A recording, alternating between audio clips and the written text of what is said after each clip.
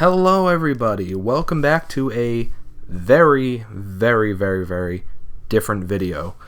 Today I'm going to be talking about something that will probably not interest most of my fan base, but has a lot of relevancy in the movie world and the fan world right now. So basically what I'm talking about is Solo: A Star Wars Story. I just saw the film, and basically what's happening is that there's sort of a big mass boycott of the film. And if you don't know why, basically the CEO of Lucasfilm, Kathleen Kennedy, basically what happened is that a lot of people did not like The Last Jedi because of propaganda. They didn't like what they did with Luke Skywalker. They didn't like the SJW stuff. They didn't like Canto Bite in the middle of the movie. They didn't like Rose Tico. There's a lot of things about the movie they didn't like. And this was basically Kathleen Kennedy to blame for this. People who run Lucasfilm. Not Disney, but Lucasfilm.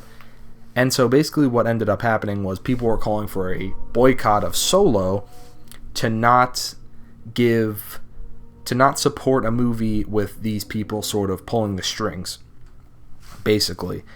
And now we get into the point of this video, and there has been so much buildup to Solo coming out.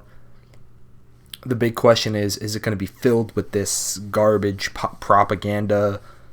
Basically, are they going to put pushing an agenda above making a good film, good characters, a good story, all of that? That was kind of going into this, and I guess we kind of assumed two things: either that was going to happen, or even if it doesn't happen, that we don't want to give the current state of people running Lucasfilm, we don't want to give them our money. That's sort of been the two things that have been happening. So let me get into the point of this video. So essentially, I was going into this movie after seeing reviews from Jeremy Jahns, Chris Stuckman, from a bunch of people who were saying that this movie was like garbage. Well, not garbage, but just forgettable, lame, not very good. I went into this movie expecting SJW trash. I was expecting to hate it. I was expecting to hate Han. I was expecting to hate all the characters. I was going to expect everything to be garbage. And so what did I think about the movie? To be completely honest, I thought the movie was great. Like, I thought the whole movie was, like, really good. Maybe not great, but really good. To cover everything that I think this film does right would take a while. And besides what the movie does wrong, I feel as though the movie does so little wrong, honestly, in terms of stuff that makes a movie bad. I mean, when I think of a bad movie, I think of a movie that has bad writing, really awkward moments, parts where I don't agree with things the characters are doing in a movie sense.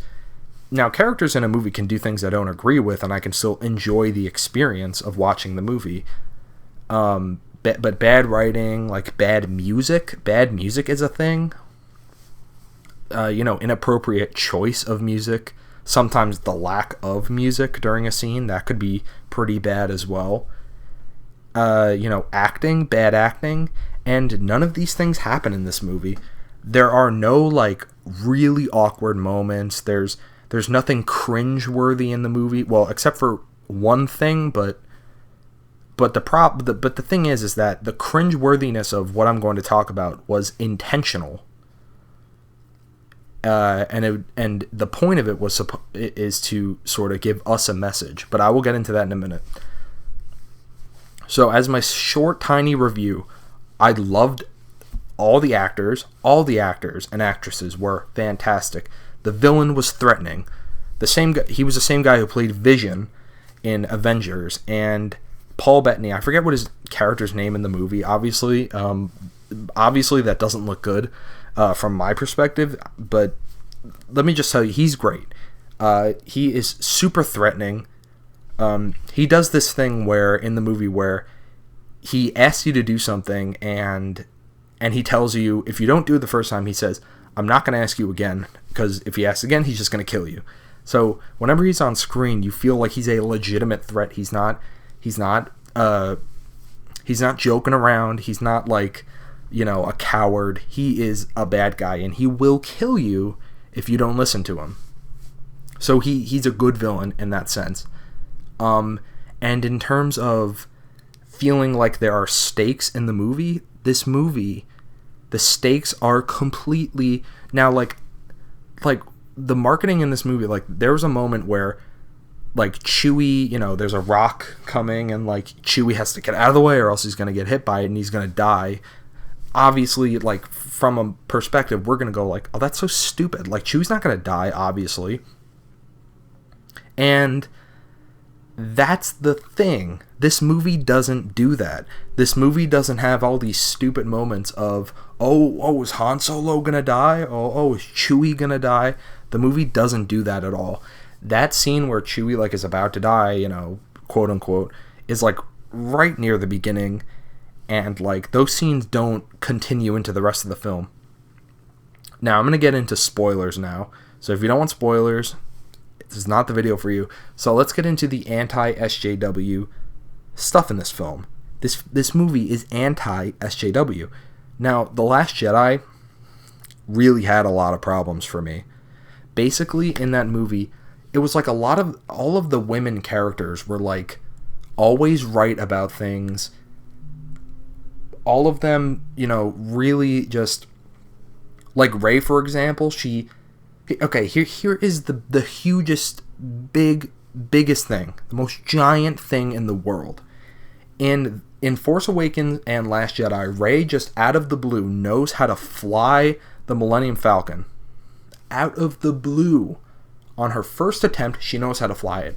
In this movie, Han Solo goes from not knowing how to fly anything to training for 3 entire years just to be competent enough to fly pretty well. Like, you understand? You understand me what I just said? In Force Awakens, Rey immediately flies like a master. In this movie, it takes Han 3 years to fly competently. Okay, I'm going to let that sink in. And that should be the tone that I set for the rest of this review. This movie is nothing like the other movies. The other movies are filled with things where it's like, why is Rey so good at everything? And I'm sure there's a theory for that, but it doesn't matter. Rey is just weirdly amazing at everything. She doesn't train at all, and she's amazing at everything, right? In this movie, Han Solo goes from a guy he goes from a guy who loves a girl, and then they get separated, and that is his motivation for the movie. He wants basically 2 things. He wants to get his girlfriend back, and he wants to basically achieve greatness. And there's a theme in the movie where he thinks he's like a bad guy, like a dirtbag. But the thing is that he's wrong. He's wrong about himself. He thinks he's a bad guy, but he's actually not. He's actually a good guy. But he's so convinced during the movie that he thinks he's a bad person, but we know he's not. And, like, that's such a huge thing for this movie. He goes through this movie actually achieving everything through sort of hard work. Hard work, being convincing, being confident. There's a scene where he's playing, this card game with Lando, and he puts everything on the line, and then he loses. And that's a big moment for him, because he's like, because he realizes I can't do that. I can't just put everything on the line and just hope that luck is on my side, because that is not how it works. But what happens is that he learns that Lando was actually cheating.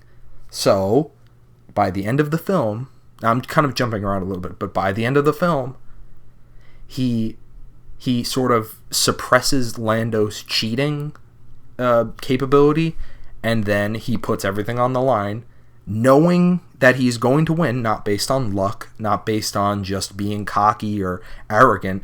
He puts everything on the line knowing that he's 100% about to win, and then he does it, and then he wins. And then he wins the Millennium Falcon. This is the difference. Now I'm going to get into the core anti-SJW moments in the movie. So there's this droid character, and I remember hearing about this droid, and everyone was saying, oh, the droid's a total SJW, really annoying, all that, and I was getting ready to just be like, oh, I'm gonna be so annoyed when this character shows up. But lo and behold, this character delivers.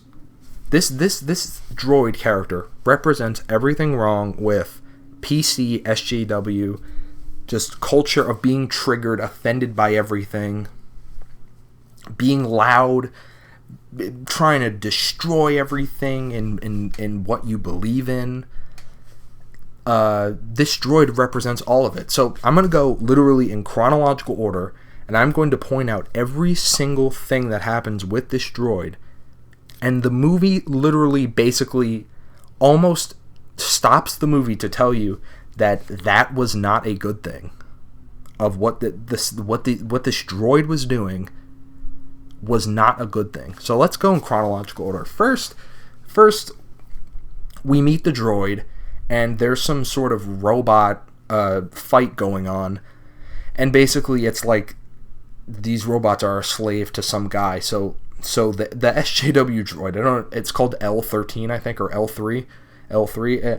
It goes over to the gate, and also this droid has a super annoying voice. But I gotta say, at first I was like, I can't believe that I'm supposed to like this character, this annoying character with this awful voice. The sound of this droid's voice is like nails on a chalkboard, almost. But, you'll come to find that you're not supposed to like this character. This character is supposed to represent a bad thing, basically. So what happens is that the L3 goes up to the gate and is super obnoxious and is like, oh, what are you doing with these robots? You have to be free. You got to free yourself. You got to fight for yourself. And it's like yelling at the top of its lungs, being super annoying. And this already sets a tone for us, the audience, that we don't enjoy the presence of this character.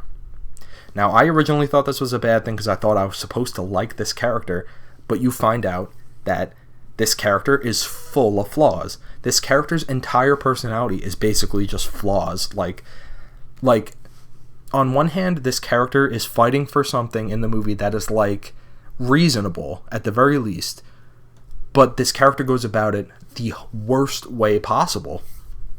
So we get into our first scene. This L3 is basically a friend of Lando. And so what happens is that this droid has this cutting device that like comes out of, herself. And she's like cutting open a gate, and she tells everyone to like look away. She's like, don't look at me. I don't want to have anyone looking at me right now while I'm doing this.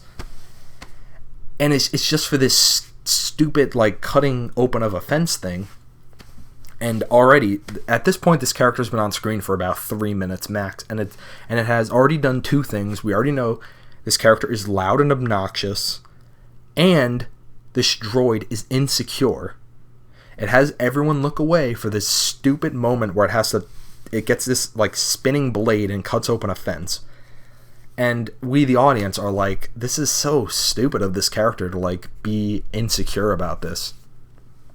So like this is like 3 minutes. There's already like two things that are super off-putting about this character. And so we continue, and we get on the ship, the Millennium Falcon, and basically what's happening is they're about to take off, and the droid has a private conversation with Emilia Clarke's character, Kira, and she basically makes this assumption that she thinks Lando like loves her and like wants to like have sex with her, like Lando. She thinks Lando wants to have sex with her, the robot. And aesthetically, this robot isn't like a human looking. It is just a robot. And so, and to be perfectly clear, Lando at this point has done nothing to make us think that he is like sexually attracted to this droid. He at best is friendly with the droid at this point. And it's like not even played up for laughs. It's like a really awkward moment where the droid just makes this crazy assumption. And then she also says, I'm not attracted to Lando that way, but she thinks he is sexually attracted to her. And then like it ends on this like super like awkward note. And to me, what that tells me is that she, the droid, is the one who likes Lando, and Lando doesn't even feel that way about the droid. So already now we have more things. This droid is just now making assumptions about people, Lando, her friend, that like isn't even true. Like this idea that Lando is like sexually attracted to an inanimate object, this never comes to fruition. Like this never ends up being true or anything. He never ends up being attracted to anything robot-like. It's just a weird assumption that that the droid makes. So that's another thing. So we already have obnoxious, super annoying, insecure, and making assumptions about people for like no reason. So that's already another. So that's stuff about the droid. And so what else happens? And this droid is not in this movie for very long, like maybe 10 minutes maximum. And so what happens is they get to this place, and I kind of forget the specifics of what was happening, but basically the main characters are trying to do something. They're trying to get something. I kind of forget what, because I was kind of focusing heavily on the droid, because it was at this moment I was really getting suspicious about the droid, because I was still sort of under the impression that I was supposed to like this character, but I was starting to pick up on the fact that I think this character is supposed to annoy me. I'm not supposed to enjoy this character. And so this never becomes more clear in the scene where, you know, the good guys are trying to like get something, and it ends up like really not working out. But what's happening with her is all of the robots in this area are under like some mind control. So what happens is that she starts freeing the droids of their like mind control, and then she is like, every time like she saves a droid from like this mind control, she like exclaims loudly. She's like, "Yeah, we're freeing the robots and we're stopping the evil people." And she's like totally like they're trying to kind of like get in and out, the good guys of this place, and she's over here like doing her own agenda basically in the middle of this whole thing. They're just trying to get in and out of this place basically, and she's over here doing her own thing, being as annoying as possible while doing it, mind you. And she's doing it, and there's the scene from the trailer where she yells out, "So glad we took this job." And here like this is like the nail in the coffin. She yells that because this gave her an opportunity to make such an insignificant difference to what she thinks her goal is, to save these droids from like mind control. And like she manages to save like a bunch of the droids from this mind control, but like when you look back on the movie, this is such a small, insignificant difference to everything. Like it is such a small thing that you wouldn't consider. A competent character wouldn't do something like this and then exclaim like, "I did it! I just did the greatest thing in history." Like a good competent character like that is not something a good competent character would do.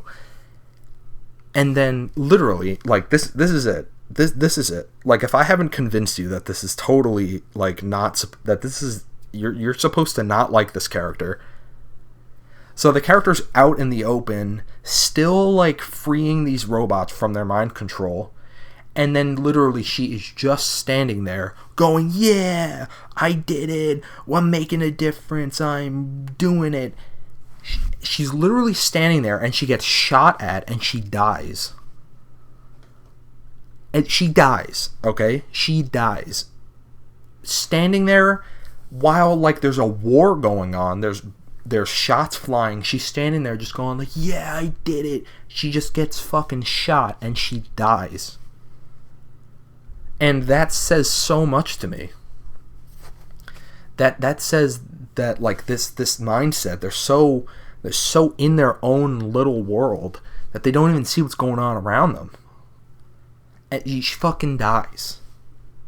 And if it wasn't, and you know what happens next, you're not gonna believe this. So apparently this droid has, like, the database of like a database of tons of knowledge about, like, whatever, about space flight. So they take that information out of the droid, uploads it into the Millennium Falcon, and the whole SJW personality, annoying personality, that all is done. That's all left behind. And then the database that completely has none of the personality, of the droid. The personality is dead. The database, the knowledge of the droid, is what helps drive the plot. They use this database to escape a situation where there's, like, a black hole and there's a giant octopus squid thing, and they use the database to get out of the situation. So if I couldn't be more clear about this, everything involving this droid is, like, awful. She completely does the wrong thing. Nothing she does drives the main plot at all. She dies, and then her knowledge that completely wipes her personality and her agenda is gone, and her database helps drive the story forward after she's dead. And Lando just has this moment where, you know, he mourns a little bit for L3, his friend, but, like, it's very short, and we don't. And this idea that, like, Lando is sexually attracted to L3 is totally, like, not even the case. You don't feel like Lando thinks this way about the robot. So obviously that was just an assumption. And then that's where it is. And then nobody ever talks about the character again. Nobody brings up this character. No one except for Lando is even, like, sad about the death of this character. And then we just move on in the movie where the good guys are the good guys, do some bad things, but they're the good guys. And then there are these, like, pirate characters who you think are these bad villains, like, doing bad things. It just ends up being, like, innocent people whose, like, lives have been ruined by the Empire. And they're just doing what they're doing to get by. And then they end up being the good guys at the end of the movie. And then the bad guy is just the regular Paul Bettany guy. And yeah. And then, you know, Han's girlfriend ends up being the right-hand person to Darth Maul, fucking Darth Maul from the prequels. The fucking demon-looking guy. Like, on paper, you have Han Solo and Kira, the girl, are in the same place. They're in this, like, awful area, just trying to get by, and then they get separated.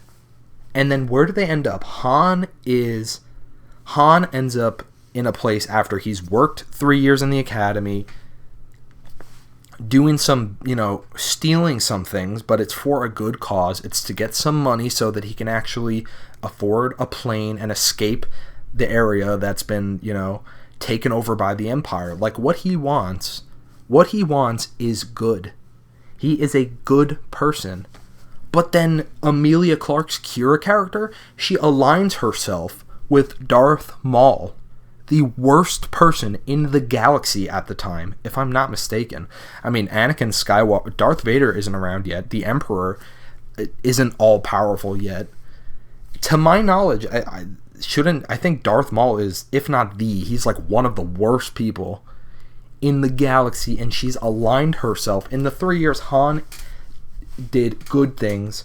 In this 3 years, the girl character did awful things, and now she's working with literally Satan.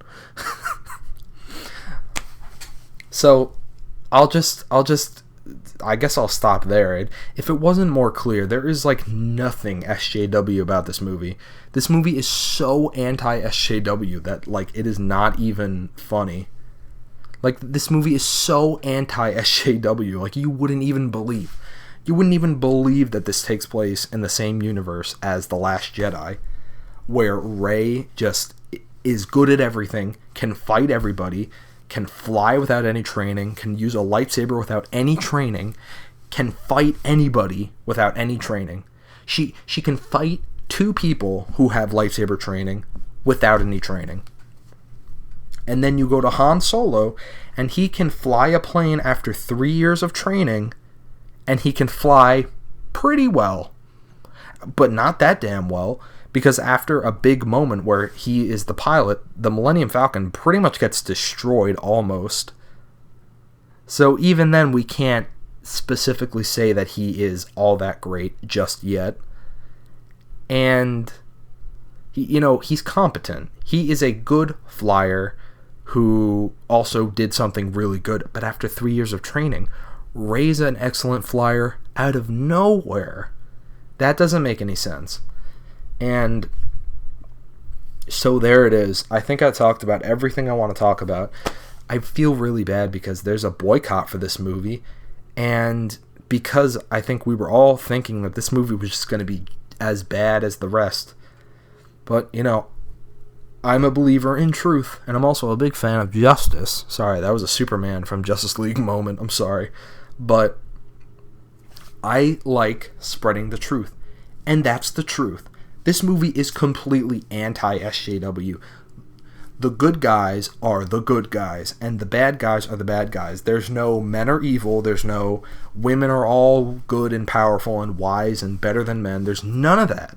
And they actively create a character to tell you that that mindset is bad.